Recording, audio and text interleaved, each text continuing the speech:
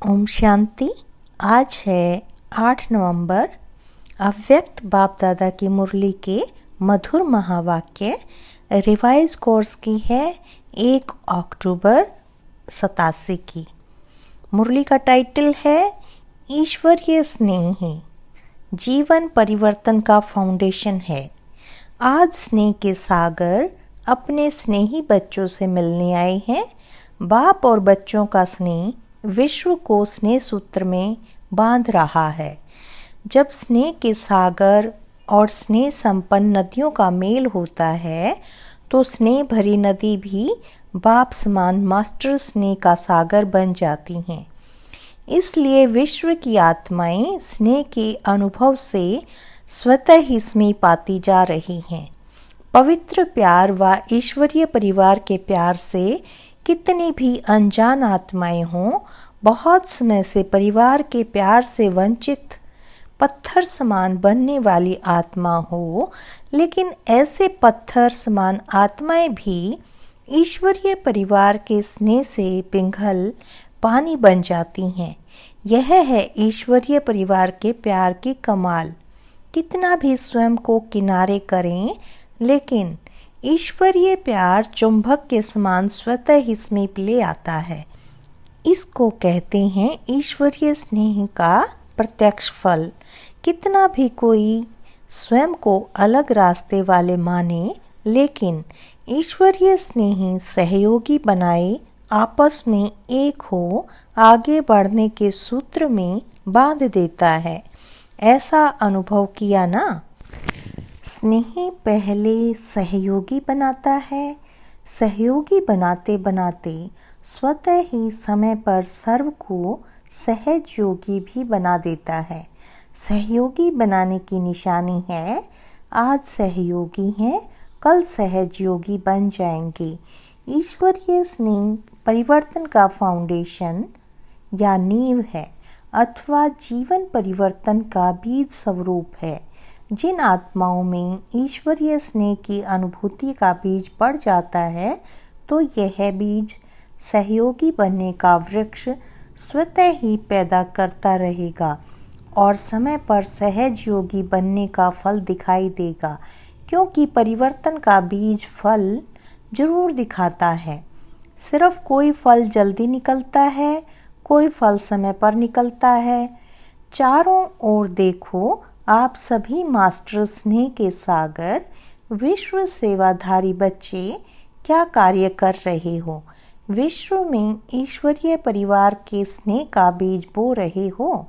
जहाँ भी जाते हो, चाहे कोई नास्तिक हो व आस्तिक हो, बाप को न भी जानते हूँ न भी मानते हूँ, लेकिन इतना अवश्य अनुभव करते हैं कि ऐसा ईश्वरीय परिवार का प्यार जो आप शिववंशी ब्रह्मा कुमारियों से मिलता है, यह कहीं भी नहीं मिलता। और यह भी मानते हैं कि यह स्नेह व प्यार साधारण नहीं है, यह अलौकिक प्यार है व ईश्वरीय स्नेह है। तो इनडायरेक्ट नास्तिक से आस्तिक हो गया ना। ईश्वरीय प्यार है तो वह कहाँ से आया? किरणें सूर्य को स्वतः ही सिद्ध करती हैं। ईश्वरीय प्यार अलौकिक स्नेह, निस्वार्थ स्नेह स्वतः ही दाता बाप को सिद्ध करता ही है। इनडायरेक्ट ईश्वरीय स्नेह के प्यार द्वारा स्नेह के सागर बाप से संबंध जुट जाता है, लेकिन जानते नहीं हैं, क्योंकि बीज पहले गुप्त रहता है, वृक्ष स्पष्ट दिखाई देता है। तो ईश्वरीय स्नेह का बीज सर्व को सहयोगी सो सहज योगी प्रत्यक्ष रूप में समय प्रमाण प्रत्यक्ष कर रहा है और करता रहेगा। तो सभी ने ईश्वरीय स्नेह के बीज डालने की सेवा की, सहयोगी बनाने की शुभ भावना और शुभ कामना के विशेष 2 पत्ते भी प्रत्यक्ष देखे। अभी यह तनावृत्ति को प्राप्त करते प्रत्यक्ष फल दिखाएगा। बाप दादा सर्व बच्चों के वैरायटी भिन्न भिन्न प्रकार की सेवा को देख हर्षित होते हैं। चाहे भाषण करने वाले बच्चे, चाहे स्थूल सेवा करने वाले बच्चे, सर्व के सहयोग की सेवा से सफलता का फल प्राप्त होता है। चाहे पहरा देने वाले हों, चाहे बर्तन संभालने वाले हों, लेकिन जैसे 5 अंगुलियों के सहयोग से कितना भी श्रेष्ठ कार्य, बड़ा कार्य सहज हो जाता है, ऐसे हर एक ब्राह्मण बच्चों के सहयोग से जितना सोचा था कि ऐसा होगा, उस सोचने से 1000 गुना ज़्यादा सहज कार्य हो गया। यह किसकी कमाल है? सभी की। जो भी कार्य में सहयोगी बने, चाहे स्वच्छता भी रखी, चाहे टेबल मेज साफ किया, लेकिन सर्व के सहयोग की रिजल्ट सफलता है। यह संगठन की शक्ति महान है। बाप दादा देख रहे थे न सिर्फ मधुबन में आने वाले बच्चे, लेकिन जो साकार में भी नहीं थे, चारों ओर के ब्राह्मण बच्चों की, चाहे देश चाहे विदेश, सबके मन की शुभ भावना और शुभ कामना का सहयोग रहा। यह सर्व आत्माओं की शुभ भावना, शुभ कामना का किला आत्माओं को परिवर्तन कर लेता है। चाहे निमित्त शक्तियाँ भी रही, पांडव भी रहे, निमित्त सेवाधारी विशेष हर कार्य में बनते ही हैं, लेकिन वायुमंडल का किला सर्व के सहयोग से ही बनता है। निमित्त बनने वाले बच्चों को भी बाप दादा मुबारक देते हैं, लेकिन सबसे ज़्यादा मुबारक सभी बच्चों को, बाप को बच्चे मुबारक क्या देंगे, क्योंकि बाप तो अव्यक्त हो गया। व्यक्त में तो बच्चों को निमित्त बनाया, इसलिए बाप दादा सदा बच्चों के ही गीत गाते हैं। आप बाप के गीत गाओ, बाप आपके गीत गाएं। जो भी किया बहुत अच्छा किया। भाषण करने वालों ने भाषण अच्छे किए, स्टेज सजाने वालों ने स्टेज अच्छी सजाई, और विशेष योग युक्त भोजन बनाने वाले, खिलाने वाले, सब्जी काटने वाले, पहले फाउंडेशन तो सब्जी कटती है, सब्जी नहीं कटे तो भोजन क्या बनेगा। सब डिपार्टमेंट वाले ऑलराउंडर सर्व प्रकार की सेवा के निमित्त रहे। सुनाया ना, अगर सफाई वाले सफाई नहीं करते तो भी प्रभाव नहीं पड़ता। हर एक का चेहरा ईश्वरीय स्नेह संपन्न नहीं होता तो सेवा की सफलता कैसे होती। सभी ने जो भी कार्य किया स्नेह भर करके किया, इसलिए उन्हों में भी स्नेह का बीज पड़ा। उमंग उत्साह से किया, इसलिए उन्हों में भी उमंग उत्साह रहा। अनेकता होते भी स्नेह के सूत्र के कारण एकता की ही बातें करते रहे। यह वायुमंडल के छत्र छाया की विशेषता रही। वायुमंडल छत्र छाया बन जाता है तो छत्र छाया के अंदर होने के कारण कैसे भी संस्कार वाले स्नेह के प्रभाव में समाये हुए थे। समझा? सभी की बड़े ते बड़ी ड्यूटी थी, सभी ने सेवा की। कितना भी वो और कुछ बोलने चाहें तो भी बोल नहीं सकते वायुमंडल के कारण। मन में कुछ सोचे भी लेकिन मुख से निकल नहीं सकता, क्योंकि प्रत्यक्ष आप सबके जीवन के परिवर्तन को देख उन्हों में भी परिवर्तन की प्रेरणा स्वतः ही आती रही। प्रत्यक्ष प्रमाण देखा ना, शास्त्र प्रमाण से भी सबसे बड़ा प्रत्यक्ष प्रमाण है। प्रत्यक्ष प्रमाण के आगे और सब प्रमाण समा जाते हैं। यह रही सेवा के रिजल्ट। अभी भी उसी स्नेह के सहयोग की विशेषता से और समय पिलाते रहेंगे तो और भी सहयोग में आगे बढ़ते जाएंगे। फिर भी प्रत्यक्षता का आवाज़ बुलंद तभी होगा जब सब सत्ताओं का सहयोग होगा।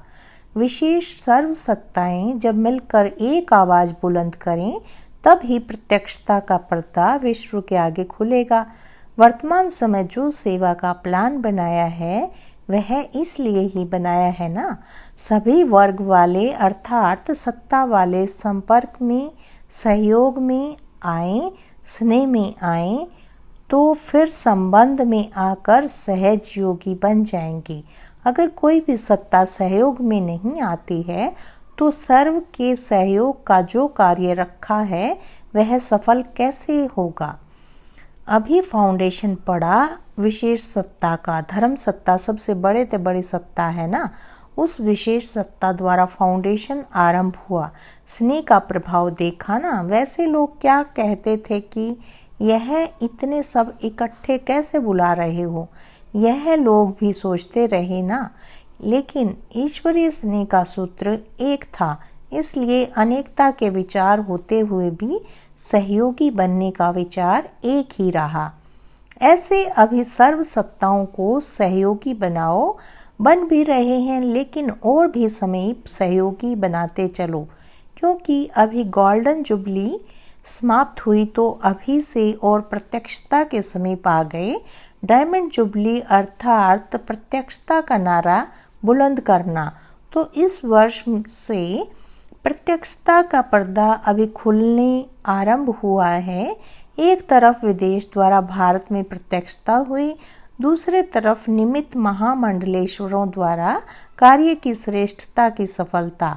विदेश में यूएन वाले निमित्त बने, वे भी विशेष नामी ग्रामी, और भारत में भी नामी ग्रामी धर्म सत्ता है। तो धर्म सत्ता वालों द्वारा धर्म आत्माओं की प्रत्यक्षता हो, यह है प्रत्यक्षता का पर्दा खुलना आरंभ होना। अर्जुन खुलना आरंभ हुआ है, अभी खुलने वाला है, पूरा नहीं खुला है, आरंभ हुआ है। विदेश के बच्चे जो कार्य के निमित्त बने, यह भी विशेष कार्य रहा। प्रत्यक्षता के विशेष कार्य में इस कार्य के कारण निमित्त बन गए। तो बाप दादा विदेश के बच्चों को इस अंतिम प्रत्यक्षता के हीरो पार्ट में निमित्त बनने की सेवा की भी विशेष मुबारक दे रहे हैं। भारत में हलचल तो मचा ली ना, सबके कानों तक आवाज गया। यह विदेश का बुलंद आवाज भारत के कुंभकर्णों को जगाने के निमित्त तो बन गया, लेकिन अभी सिर्फ आवाज गया है, अभी और जगाना है, उठाना है। अभी सिर्फ कानों तक आवाज पहुंचा है। सोए हुए को अगर कान में आवाज जाता है तो थोड़ा हिलता है ना, हलचल तो करता है ना। तो हलचल पैदा हुई, हलचल में थोड़े जागे हैं, समझते कि यह भी कुछ है। अभी जागेंगे तब जब और जोर से आवाज करेंगे। अभी पहले भी थोड़ा जोर से हुआ। ऐसे ही कमाल तब हो जब सब सत्ता वाले इकट्ठे स्टेज पर स्नेह मिलन करें। सब सत्ता की आत्माओं द्वारा ईश्वरीय कार्य की प्रत्यक्षता आरंभ हो, तब प्रत्यक्षता का पर्दा पूरा खुलेगा। इसलिए अभी जो प्रोग्राम बना रहे हो उसमें यह लक्ष्य रखना कि सब सत्ताओं का स्नेह मिलन हो। सब वर्गों का स्नेह मिलन तो हो सकता है, जैसे साधारण साधुओं को बुलाते तो कोई बड़ी बात नहीं, लेकिन यह महामंडलेश्वरों को बुलाया ना, ऐसे तो शंकराचार्य की भी इस संगठन में और ही शोभा होती। लेकिन अब उसका भी भाग्य खुल जाएगा। अंदर से तो फिर भी सहयोगी हैं। बच्चों ने मेहनत भी अच्छी की, लेकिन फिर भी लोक लाज तो रखनी पड़ती है। वह भी दिन आएगा जब सभी सत्ता वाले मिलकर के कहेंगे कि श्रेष्ठ सत्ता ईश्वरीय सत्ता, आध्यात्मिक सत्ता है, तो एक परमात्मा सत्ता ही है। इसलिए लंबे समय का प्लान बनाया है ना। इतना समय इसलिए मिला है कि सभी को स्नेह के सूत्र में बांध समीप लाओ। यह स्नेह चुंबक बनेगा तो सब एक साथ संगठन रूप में बाप की स्टेज पर पहुंच जाएं। ऐसा प्लान बनाया है ना। अच्छा, सेवाधारियों को सेवा का प्रत्यक्ष फल भी मिल गया। नहीं तो अभी नंबर नए बच्चों का है ना। आप लोग तो मिलन मनाते मनाते अब वानप्रस्थ अवस्था तक पहुँचे हो। अभी अपने छोटे भाई बहनों को टर्न दे रहे हो। स्वयं वानप्रस्थी बने तब औरों को चांस दिया। इच्छा तो सबकी बढ़ती ही जाएगी। सब कहेंगे अभी भी मिलने का चांस मिलना चाहिए, जितना मिलेंगे उतना और इच्छा बढ़ती जाएगी। फिर क्या करेंगे?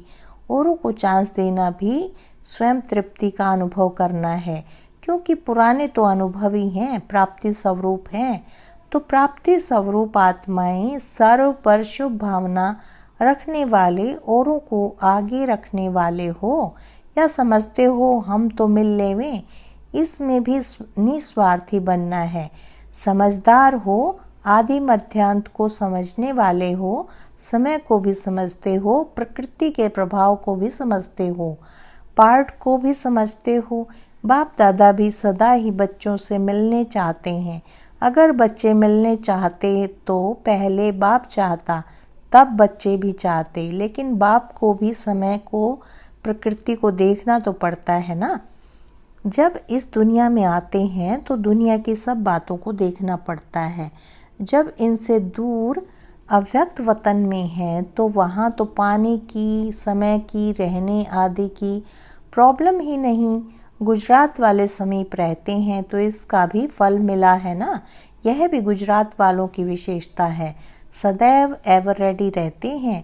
हाँ जी का पाठ पक्का है, और जहाँ भी रहने का स्थान मिले तो रह भी जाते हैं। हर परिस्थिति में खुश रहने की भी विशेषता है। गुजरात में वृद्धि भी अच्छी हो रही है। सेवा का उमंग उत्साह स्वयं को भी निर्विघ्न बनाता, दूसरों का भी कल्याण करता है। सेवा भाव की सफलता है। सेवा भाव में अगर अहम भाव आ गया तो उसको सेवा भाव नहीं कहेंगे। सेवा भाव सफलता दिलाता है। अहम भाव अगर मिक्स होता है तो मेहनत भी ज़्यादा, समय भी ज़्यादा, फिर भी स्वयं की संतुष्टि नहीं होती। सेवा भाव वाले बच्चे सदा स्वयं भी आगे बढ़ते और दूसरों को भी आगे बढ़ाते हैं। सदा उड़ती कला का अनुभव करते हैं। अच्छी हिम्मत वाले हैं। जहाँ हिम्मत है वहाँ बाप दादा भी हर समय कार्य में मददगार हैं। महारथी तो हैं ही महादानी। जो भी महारथी सेवा के प्रति आए हैं, महादानी वरदानी होना, औरों को चांस देना, यह भी महादान वरदान है। जैसा समय वैसा पार्ट बजाने में भी सब सिकिलधे बच्चे सदा ही सहयोगी रहे हैं और रहेंगे। इच्छा तो होगी क्योंकि यह शुभ इच्छा है, लेकिन इसको समाने भी जानते हैं, इसलिए सभी सदा संतुष्ट हैं। बाप दादा भी चाहते हैं कि एक एक बच्चे से मिलन मनावें, और समय की सीमा भी नहीं होनी चाहिए, लेकिन आप लोगों की दुनिया में यह सभी सीमाएं देखनी पड़ती हैं। नहीं तो एक एक विशेष रत्न की महिमा अगर गाएं तो कितनी बड़ी है। कम से कम एक एक बच्चे की विशेषता का एक एक गीत तो बना सकते हैं। लेकिन इसलिए कहते हैं वतन में आओ जहाँ कोई सीमा नहीं। अच्छा, सदा ईश्वरीय स्नेह में समाये हुए, सदा हर सेकंड सर्व के सहयोगी बनने वाले, सदा प्रत्यक्षता के पर्दे को हटाए बाप को विश्व के आगे प्रत्यक्ष करने वाले, सदा सर्व आत्माओं को प्रत्यक्ष प्रमाण स्वरूप बन आकर्षित करने वाले, सदा बाप और सर्व के हर कार्य में सहयोगी बन एक का नाम बाला करने वाले, ऐसे विश्व के इष्ट बच्चों को, विश्व के विशेष बच्चों को बाप दादा की अति स्नेही संपन्न याद प्यार, साथ साथ सर्व देश विदेश के स्नेह से बाप के सामने पहुंचने वाले सर्व समीप बच्चों को सेवा की मुबारक के साथ साथ बाप दादा का विशेष याद प्यार स्वीकार हो। हम रूहानी बच्चों की रूहानी बाप दादा को याद प्यार, गुड मॉर्निंग और नमस्ते। वरदान दिया है बाबा ने। नॉलेजफुल की विशेषता द्वारा संस्कारों के टक्कर से बचने वाले कमल पुष्प समान न्यारे व साक्षी भव। संस्कार तो अंत तक किसी के दासी के रहेंगे, किसी के राजा के। संस्कार बदल जाएं यह इंतजार नहीं करो, लेकिन मेरे ऊपर किसी का प्रभाव न हो, क्योंकि एक तो हर एक के संस्कार भिन्न हैं, दूसरा माया का भी रूप बनकर आते हैं। इसलिए कोई भी बात का फैसला मर्यादा की लकीर के अंदर रहकर करो। भिन्न भिन्न संस्कार होते हुए भी टक्कर न हो, इसके लिए नॉलेजफुल बन कमल पुष्प समान न्यारे व साक्षी रहो। स्लोगन दिया है, हठ व मेहनत करने की बजाय रमणीकता से पुरुषार्थ करो। हठ व मेहनत करने की बजाय रमणीकता से पुरुषार्थ करो। अच्छा, ओम शांति, ओम शांति।